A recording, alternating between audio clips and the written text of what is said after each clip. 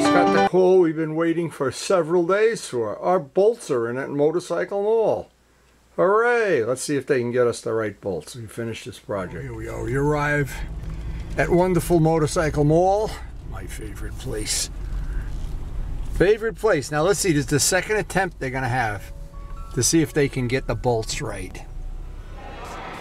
There you go. Check that out. Nice.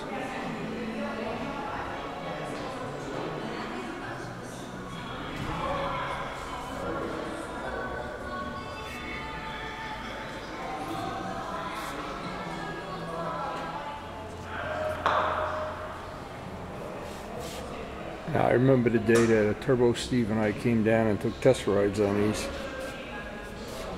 A lot of fun. That video's already out there.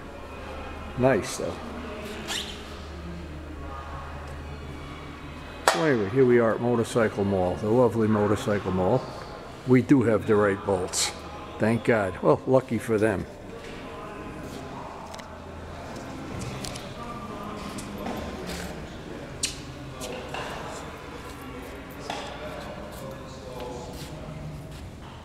So here's my tip of the day. Always bring the old bolt. Bring the old chewed up bolt. Because you never know. And they order these things for you. Ay, ay, ay, ay, ay. Look at this, what it says. It says Screw Urtnowski. Look at this. I didn't just notice that. Wow, but we do have all the right bolts. Of course, we're going to replace them all. We'll polish them. That's funny, but always bring the old bolt. Well, that would have meant 3 trips to Motorcycle Mall to basically screw Urtnowski. How appropriate. So the next step on this, we're going to take the screw Urtnowski bolts out. I did check that they're the right ones. I think I'm going to save one of these labels. I don't know how you could even make that up. It's so funny. Anyway, I love to go to Motorcycle Mall. I love to look at the price of the new bikes, and then I come home and I love my old bikes even more. Now see the finish that's on here? Yeah, it's not real. They bead blast it. I'm sure that's a walnut blasted, bead blasted, whatever. But that's not what we want. And from making a model railroad, I can tell you for sure, the human eye looks at a scene and you don't see what happens. You don't take it all in. But then all of a sudden you realize, uh-oh, something's wrong. But you don't know what's wrong. But then it takes a while to figure it out. Well, but the same thing happens when something is right. You look at something, there's a nice little shiny spot, and a woman is wearing some jewelry or something, and right away, you don't know why that really appeals to you, but it does.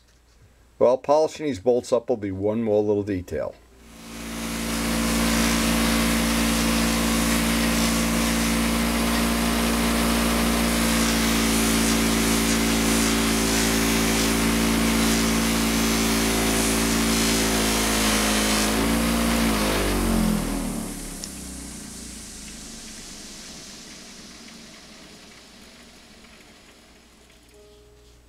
I'm not sure you can see the total difference.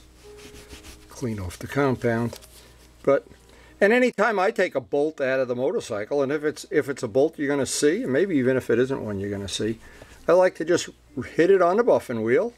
It takes 30 seconds to turn this into this.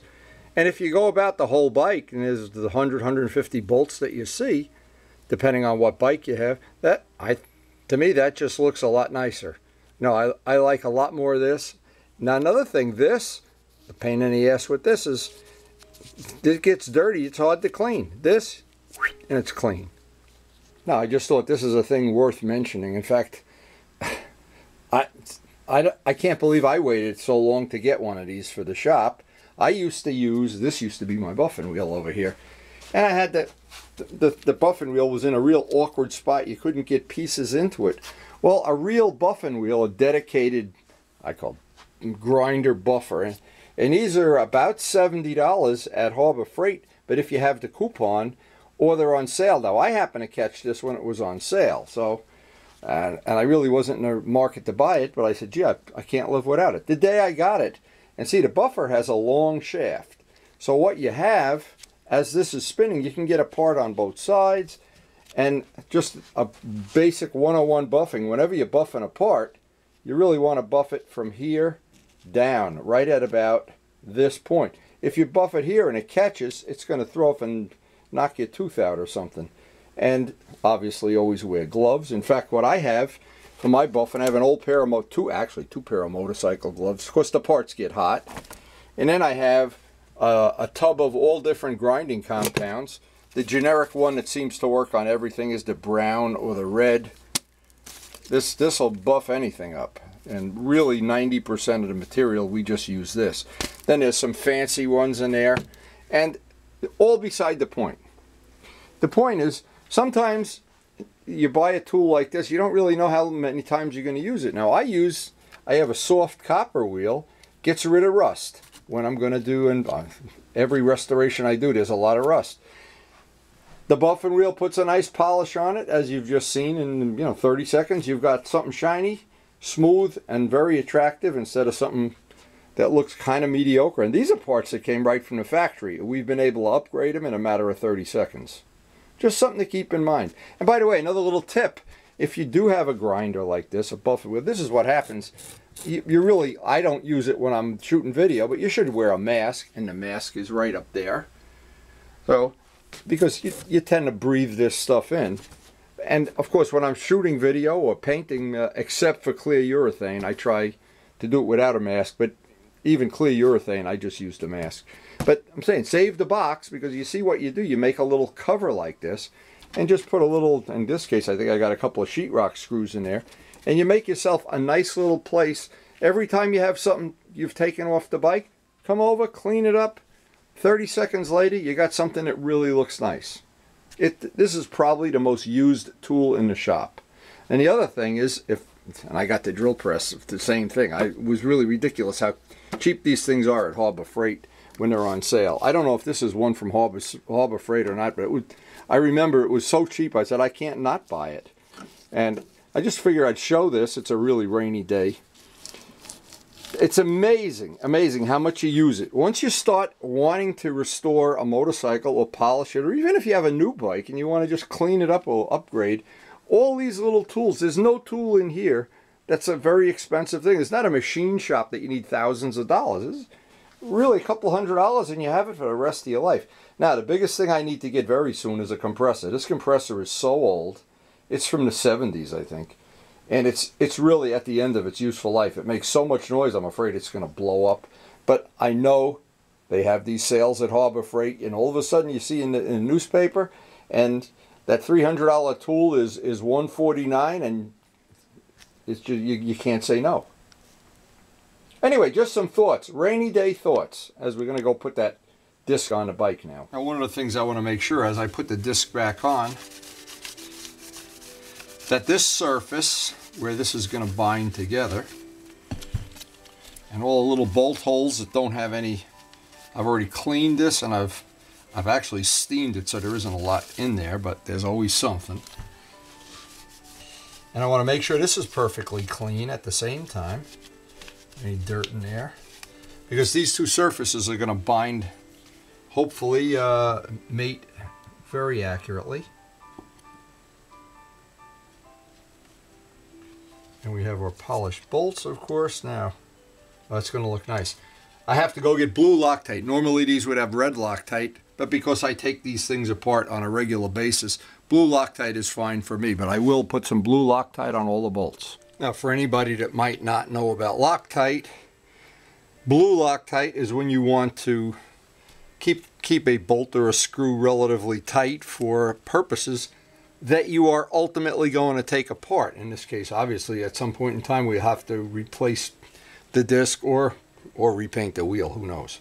But the trick with all Loctite is just put one drop on. You don't need a ton of it.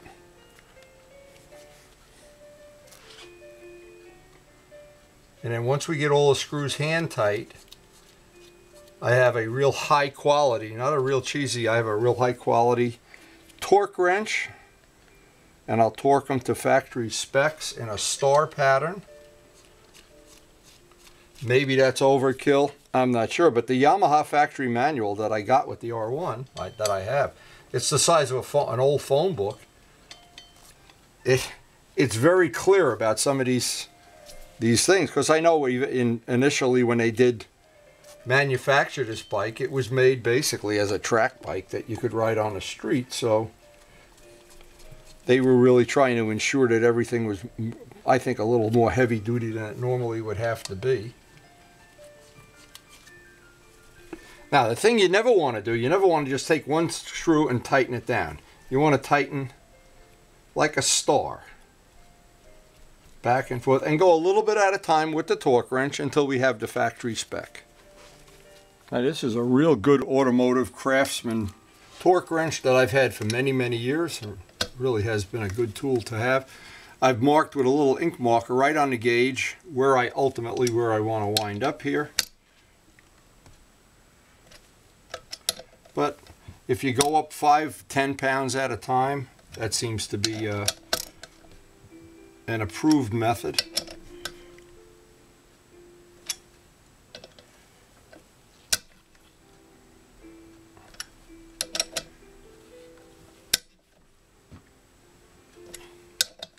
Having these torqued down, very important.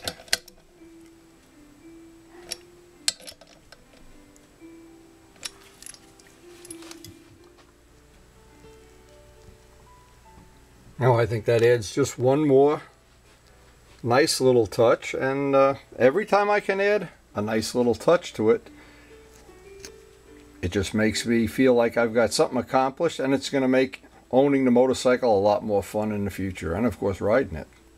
Now, I know to some people out there, I'm sure what they're thinking is, wow, that took a long time, you know, holy mackerel, to paint a wheel. And that I'm sure out on YouTube there are much simpler, quicker ways to do it. But I wanted to share my way, and my way takes a long time. But when you're done, I think you really have an upgrade to the motorcycle. And you've really, you know, if in case you're a contributor to YouTube, you can then, of course, upload and teach me something, because I got a lot to learn, believe me. But I do like sharing it, and I wanted to thank all the people that share things on YouTube. Even the people that they have subjects that don't really, it wouldn't be my first choice. A lot of times at night, I'll turn something on. Last night, I looked at the history of Rolls-Royce. I had no idea. I had no idea. The men Rolls and the man Royce have never been photographed in the same picture together. Can you imagine? Think of YouTube now. Luciano and Glenn in the same picture. Holy mackerel. Anyway, I'm ready to install this, but unfortunately today is not unfortunately for us, it's a good thing. It's a half a day for school. We have to go get the baby. And I wanted to just one last time take a look at it. We're ready to put it back on the motorcycle. The tire held air overnight, 24 hours. Motorcycle Mall came through with the correct bolts after 2 tries. What's not to like? I even had a little extra time while I'm waiting to go get the baby. Organized my stick-on weights, which we didn't need any on this project. And these are the snap-on weights, which I prefer, but again, I have them both.